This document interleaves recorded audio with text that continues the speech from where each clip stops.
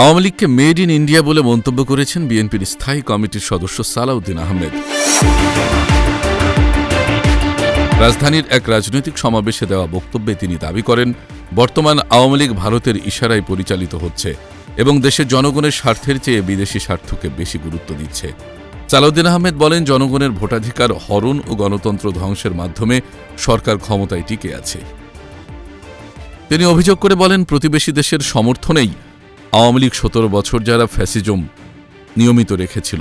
তবে এসব অভিযোগ প্রত্যাখ্যান করেছে আওয়ামী লীগ। দলটির নেতারা বলছেন, বিএনপির এমন বক্তব্য রাজনৈতিক উদ্দেশ্য প্রণোদিত এবং বাস্তবতা বিবর্জিত।